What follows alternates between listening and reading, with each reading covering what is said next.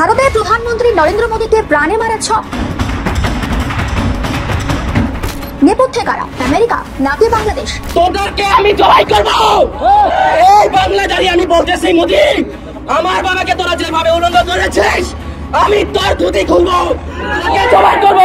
15 সেনা কর্মকর্তাদের ফাঁসিতে ঝুলিয়ে ছাড়বো, সেনাপ্রধানকে হুঁশিয়ারি দিলেন আইনজীবী তাজুল ইসলাম। কার্যক্রম নিষিদ্ধ আওয়ামী লীগের কয়েকজন নেতার সঙ্গে গোপন বৈঠক করেছেন ইউএনও মোহাম্মদ রুকনুজ্জামান খান। এমন ছবি সামাজিক যোগাযোগ মাধ্যমে ছড়িয়ে পড়তেই এলাকায় তীব্র প্রতিক্রিয়া দেখা দিয়েছে। মানুষ একটি পাখিও মানে না এভাবে, যেভাবে ছাত্র জনতার উপরে গুলি ছুটছেন লেফটেন্যান্ট কর্নেল মোহাম্মদ রিদওয়ানুল ইসলাম।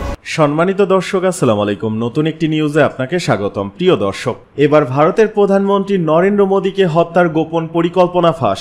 কেন এবং কারা নরেন্দ্র মোদীকে হত্যা করার ছক কষছে, অবশেষে সামনে এলো ভয়ঙ্কর তথ্য। এদিকে 15 সেনা কর্মকর্তাদের ফাঁসিতে ঝুলিয়ে ছাড়ব, সেনাপ্রধানকে হুঁশিয়ারি দিলেন আইনজীবী তাজুল ইসলাম। অপরদিকে পাখির মতো মানুষ মারা সেই সেনা কর্মকর্তা এখন কারাগারে। আওয়ামী লীগ নেতাদের সঙ্গে হোটেলে ইউএনের গোপন বৈঠক নিয়ে তোলপাড়। এই মুহূর্তে ঠিক কি চলছে রাজনীতির অন্দরমহলে? প্রিয় দর্শক, রাজনীতির অন্দরমহলের সর্বশেষ খবরাখবর নিয়ে করা আমাদের আজকের ভিডিওতে অত্যন্ত গুরুত্বপূর্ণ তথ্য শেয়ার করা হয়েছে।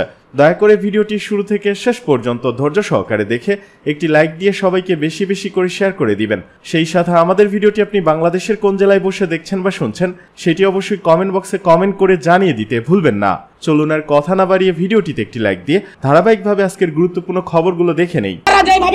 আমার বাবার দাড়িকে যেভাবে কাটা হয়েছে, আমি এই মোহাম্মদুল্লাহ বলতেছি তোদের 100 ইসকন সদস্যকে আমি জবাই করবো। তোরা যেভাবে বুকের ভিতরে এরকম নিরীহ মানুষটাকে লাথি মেরেছিস, তোদেরকে বলতেছি আমি তোদেরকে আমি জবাই করবো।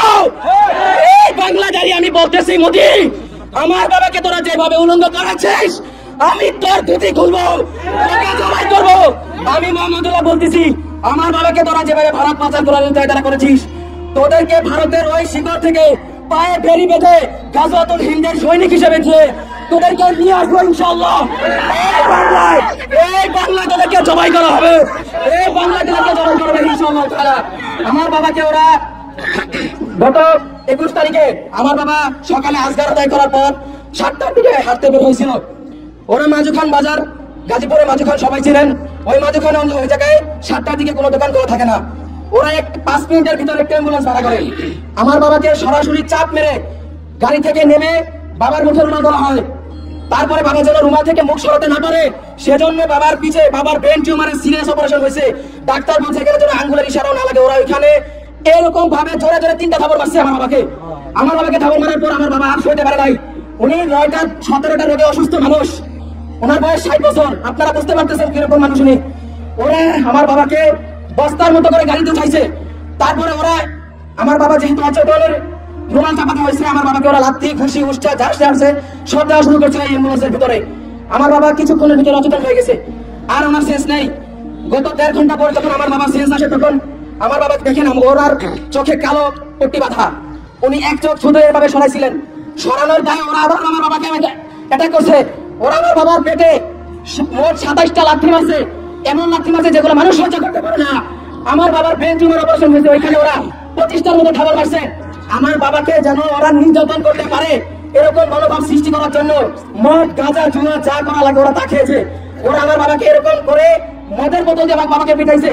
তারপরে আমরা যখন এই মুফতি আতাউর রহমান বিক্রমপুরী হুজুরের শরণাপন্ন হই, আমরা যখন লাইভে যাই, বাংলাদেশ যখন উত্তাল হয়ে যায়, ওটা একটু অনেক ধরে যায়। ওরা আমার বাবাকে তেতুলিয়া পঞ্চগড় হেলিপ্যাড নামক একটা জায়গায় উলঙ্গ অবস্থায় আমার বাবাকে শিকল বেঁধে একজন মুসলিম আমার বাবাকে শিকল বেঁধে ওরা বলাৎকার করে। আপনাদের কাছে জানতে চাই, আপনারা দাওয়াতে চলে থেকে এটা সহ্য করতে পারেন না? আমার বাবাকে যেন আমার বাবা এরকম ভাবে মুসলিম হয়েছে এটা দ্বারা আপনারা শিক্ষা দেন। এরকম ভাবে অন্য কোন কেরাম আমি বাবা যেন এরকম না হয়। আমি ওনার ছোট ছেলে হিসেবে বলতে চাই, এই সরকারের কাছে এই দাবি নিয়ে করতেছি, অবিলম্বে আমাদের বিলম্বে ইসকনকে বাংলাদেশ থেকে। ভারতের প্রধানমন্ত্রী নরেন্দ্র মোদীকে প্রাণে মারা ছক। নেপথ্যে কারা? আমেরিকা নাকি বাংলাদেশ? নরেন্দ্র মোদীকে হত্যা করে ভারতের উপর প্রতিশোধ নিতে চায় বাংলাদেশ। সবটা বলবো আপনাদের, ঠিক কি ঘটেছে নরেন্দ্র মোদীর সঙ্গে। এর সঙ্গে বাংলাদেশেরই বা কোথায় যোগ রয়েছে সেটাও আপনাদেরকে জানাবো। এসসিও সামিটে মোদি পুতিনকে একই লিমোজিনে চাপতে দেখা গিয়েছিল, মনে আছে আপনাদের? যে ছবি ভাইরাল হয়েছিল সমাজ মাধ্যমে। কিন্তু আপনি কি জানেন রাশিয়া প্রেসিডেন্ট এবং ভারতের প্রধানমন্ত্রীর এক গাড়িতে চড়ার পিছনে একটা বড় গল্প রয়েছে, বলতে পারেন একটা চক্রান্ত, গভীর চক্রান্ত, প্রাণে মারার চক্রান্ত। নরেন্দ্র মোদীকে প্রাণে মারার চক্রান্ত। হ্যাঁ, ঠিকই শুনছেন আপনি। শুনুন তাহলে ঠিক কি হয়েছিল। সদ্য শেষ হওয়া এসসিও সামিটে প্রাণে মারার চক্রান্ত হয়েছিল ভারতের প্রধানমন্ত্রীকে। কি বা কারা মোদীকে প্রাণে মারার চেষ্টা করেছিল সেটা স্পষ্ট নয়, হতে পারে বাংলাদেশও মোদীকে প্রাণে মারার চেষ্টা করতে পারে তারা। অবাক হবার কিছু নেই বাংলাদেশ যদি সেই চেষ্টা করে, কারণ হাসিনা সরকারের পতনের পরে প্রতিবেশী দেশের সঙ্গে ভারতের সম্পর্ক একেবারে তলানিতে ঠেকেছে। ওই খাঁটি বাংলায় যাকে বলে আদায় কাঁচকলা সম্পর্ক। আবার এটাও হতে পারে বাংলাদেশকে কাজে লাগিয়ে মোদীকে মারতে চায় আমেরিকা। বলবো সবটা বলবো, কিন্তু তার আগে আরো একটা বিষয় আপনাদের জানানো ভীষণ দরকার। ঢাকার হোটেলে রহস্যজনকভাবে মৃত্যু হয়েছে আমেরিকান স্পেশাল ফোর্সের এক সিনিয়র অফিসারের।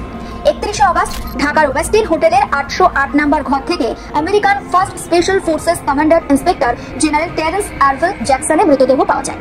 বাংলাদেশ পুলিশের বক্তব্য, এই মৃত্যুর পিছনে কোনো অস্বাভাবিকতা নেই, ফলে ওই অফিসারের দেহ ময়নাতদন্ত ছাড়াই তুলে দেওয়া হয় আমেরিকান দূতাবাসের হাতে। আরো জানা যাচ্ছে গত 6 মাস ধরে বাংলাদেশে ছিলেন জ্যাকসন। বাংলাদেশ পুলিশ আরো কি বলছে, তারা বলছে জ্যাকসন সরকারিভাবে বাংলাদেশে বিজনেস ট্রিপে এসেছিলেন। কিন্তু সত্যি কি তাই? রহস্যের গন্ধ পাচ্ছেন কি আপনি? ঢাকার হোটেলে আমেরিকান অফিসারের মৃতদেহ পাওয়ার পরেই এই বিষয়ে উদ্বেগ প্রকাশ করেছে ভারতের গোয়েন্দা সংস্থাগুলো। তাহলে কি ভারতীয় গোয়েন্দা সংস্থা কোনো রহস্য খুঁজে পাচ্ছে? ভারতের গোয়েন্দা সংস্থার উদ্বেগের কারণটা বলি। বাংলাদেশ পুলিশ আগেই তাদের বিবৃতিতে জানিয়ে দিয়েছে জ্যাকসন গত 6 মাস ধরে বাংলাদেশে থাকছেন, কারণ তিনি সরকারিভাবে বিজনেস ট্রিপে বাংলাদেশে এসেছিলেন। আবার ঢাকার গুলশান থানার ওসি হাফিজুর রহমান তিনি বলছেন 27শে অগস্ট ঢাকার মার্কিন দূতাবাসের মাধ্যমে হোটেল ওয়েস্টিনের ঘরটি ভাড়া নিয়েছিলেন জ্যাকসন। রাজধানী বকশীবাজার বিশেষ আদালতে এক উত্তপ্ত মুহূর্তে আলোচনার কেন্দ্রবিন্দুতে উঠে এসেছেন বিশিষ্ট আইনজীবী তাজুল ইসলাম। তিনি 15 সেনা কর্মকর্তার বিরুদ্ধে চলমান মামলার প্রসঙ্গে বলেন, এই দেশের আইন সবার জন্য সমান। যারা রাষ্ট্রবিরোধী ষড়যন্ত্রে জড়িত বিচার প্রমাণিত হলে তাদের ফাঁসিতে ঝুলিয়ে ছাড়ব। সেনাবাহিনীর সদস্য হোক বা সাধারণ নাগরিক, কেউই আইনের ঊর্ধ্বে নয়। এই বক্তব্যের পর আদালত প্রাঙ্গণে উপস্থিত গণমাধ্যম কর্মী ও আইনজীবী মহলে মুহূর্তেই সৃষ্টি হয় চাঞ্চল্য।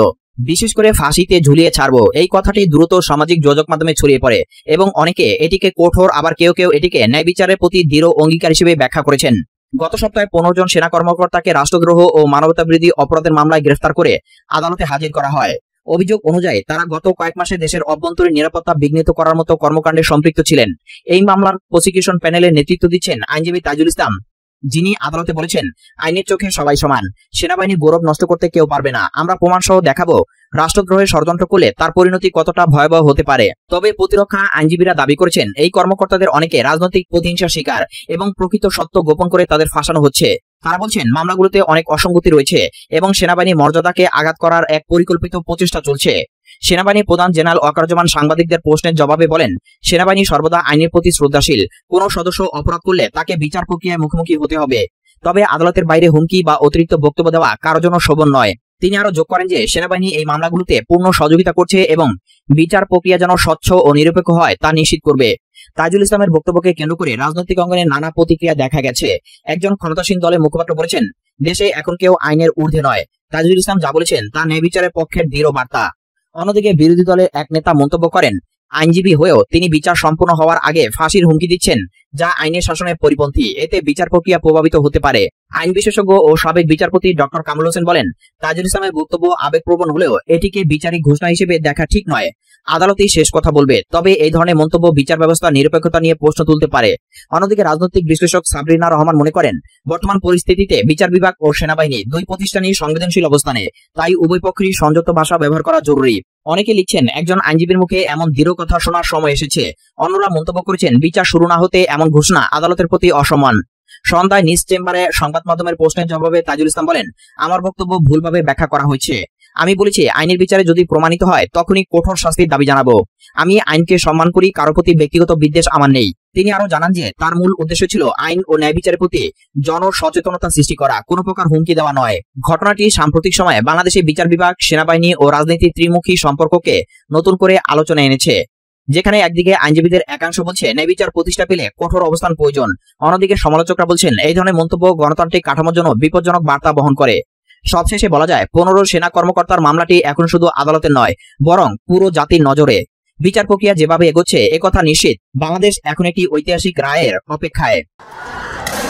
মানুষ একটি পাখিও মানে না এভাবে, যেভাবে ছাত্র জনতার উপরে গুলি ছুটছেন লেফটেন্যান্ট কর্নেল মোহাম্মদ রেদওয়ানুল ইসলাম। 2024-এর জুলাই আগস্টে এভাবেই রামপুরায় প্রতিহিংসার আগুন ছোড়েন হাসিনার এই পোষ্য কর্মকর্তা। বিজিবিতে কর্মরত এই সেনা কর্মকর্তা একটা নয়, দুটো নয়, একের পর এক মানুষকে লক্ষ্য করে গুলি ছুটতে থাকেন। দেখে মনে হচ্ছে মানুষ মেরে শুটের প্রশিক্ষণ নিচ্ছেন তিনি। তার এই নির্মমতা দেখে কেঁপে ওঠে দেশ ও দেশের বাহিরের প্রতিটি বিবেকবান মানুষের হৃদয়। আলোচনায় আসে দেশ বিদেশের বিভিন্ন গণমাধ্যমে, দাবি ওঠে এই সেনা কর্মকর্তার বিচারের। সে শিকারের মেজাজে ছিল, আর তার চোখ যেন শিকার খুঁজছে। গত 8ই অক্টোবর আন্তর্জাতিক অপরাধ ট্রাইব্যুনাল সেনাবাহিনীর বর্তমান ও সাবেক 23 কর্মকর্তার বিরুদ্ধে জারি করে গ্রেফতারি পরোয়ানা। সেখানে উঠে আসে লেফটেন্যান্ট কর্নেল মোহাম্মদ রেদওয়ানুল ইসলামের নাম। এসব সেনা কর্মকর্তাদের মধ্যে 15 জনকে গত 22 অক্টোবর আদালতে হাজির করা হয়। এ সময় দেখা যায় রামপুরায় নৃশংসতা চালানো মোহাম্মদ রেদওয়ানুল ইসলামকেও।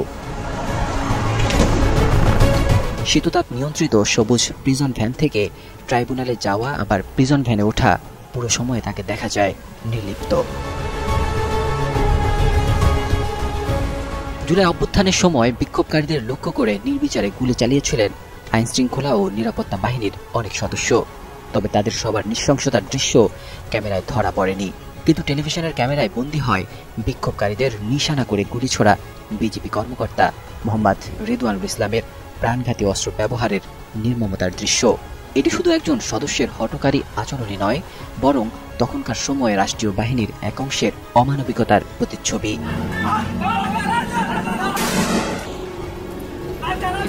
তার নামের ফলকটি আমি খুঁজে পেয়েছি, যার নাম রেদওয়ান।